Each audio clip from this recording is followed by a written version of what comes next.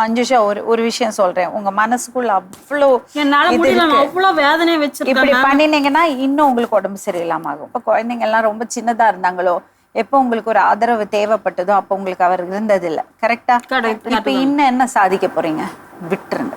அதுக்குன்னு நான் வந்து ஏமாந்து நான் போயிடணுமா மேம்? நானு ஏன் அப்ப ஒரு விஷயம் பண்றீங்களா, இத பத்தியே சொல்லி சொல்லி இன்னும் இருக்கிறத வாழ்க்கையும் கெடுத்துக்க. எனக்குள்ளது வந்து எனக்கு மாசம் ஆனா எனக்கு அமௌண்ட் வரணும். அவர் கொடுக்கலன்னா என்னமா பண்ணுவீங்க? கேஸ் போட்டு தான் மேம். கேஸ் போட்டு எவ்வளவு அலைவீங்க கேஸுக்காக தெரியுமா உங்களுக்கு? கேஸ் போட்டு இப்போ இருக்கிறத ஹஸ்பண்ட்ஸ் குடிச்சு கெட்டு போறத ஹஸ்பண்ட்ஸ் எல்லாம் வைஃபுக்கு காசு கொடுக்கணும்னு கேஸ் போட்டா எத்தனை கேஸ் ஜெயிக்கும், எத்தனை கேஸ் கிளியர் ஆகும், எத்தனை பேர் கரெக்டா கொண்டு போய் கொடுப்பாங்கன்னு உங்களுக்கு தெரியுமா?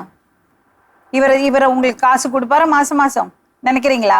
எனக்கு நம்பிக்கையே இல்லை. காசு கொடுத்துக்கிட்டாமா உங்க உடம்ப கெடுத்துக்காதீங்க, கெடுக்காதீங்க. அவர் கொடுத்தாரா வாங்கிங்க, தம்பி பேசினாரா நல்லபடியா யாரு கையில இருக்கா? வந்து கூகுள் பிளே இருக்கு, கார்பெண்டர் குமார் பணம் அனுப்புற லிஸ்ட் இருக்கு, பேங்க்ல போய் எடுக்கலாம். குமார் காசு கொடுக்குறானா இல்லையான்னு கம்ப்ளைண்ட் வந்து 6 மாசத்துக்கு முன்னாடி இவங்க கொடுத்தாங்க. 6 மாசம் இல்ல 9 மாசம் ஆயிடுச்சு. பணம் அமுச்சு விட்டுக்கிட்டே தான் இருக்கிற, கொடுத்தாலும் கொடுக்கலன்றாங்க. கொஞ்சம் கொண்டு வாங்கல. கூகுள் பிளே அப்படிங்கிறது கீர்த்தனா நம்பர்ல இருக்கு, கீர்த்தனா அக்கௌண்ட்டுக்கு தான். ஒரு மாஸ்கிங் டேப் கொண்டு வாங்க. அம்மா அனுப்புறோம். கார்பெண்டர் தானே நீங்க? அம்மா காசு கார்பெண்டர் தானே நீங்க? ஆமா ஆமா. மாஸ்கிங் டேப் இந்த இது கொண்டு வர சொன்ன தெரியுமா? அப்ப வாய் முடிச்சுமா இருங்க. அவர் வந்து காசு கொடுத்தாரா வாங்கிங்க. அவர்கிட்ட ஆர்குமெண்ட்டுக்கு போகாதீங்க. ஏன்னா அவருக்கு தெரியும் அவர் சொல்றது எதுவுமே உண்மை கிடையாதுன்னு.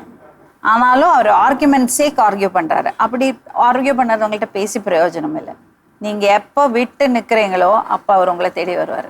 தனியா இருந்து எதுனா பண்ணா கூட நம்ம ஃபேஸ் பண்ணலாமா? உடந்தே அவங்க அம்மா தங்கச்சி. இப்ப என்ன பண்ணுவீங்க? உடந்தே அவங்க இப்ப என்ன பண்ணுவீங்க? அவங்கள எல்லாம் போய் உள்ள தள்ள முடியுமா? முடியாது.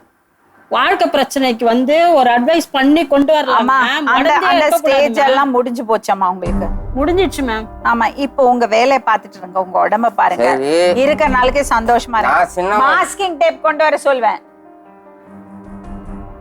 அவர் சொன்னதையெல்லாம் பெருசு பண்ணாதீங்க, காதுல வாங்கிக்காதீங்க. அவர் என்னவோ பண்ணட்டும், ஒரு பொண்டாட்டி இல்ல 4 பொண்டாட்டி கூட வச்சுக்கட்டும்.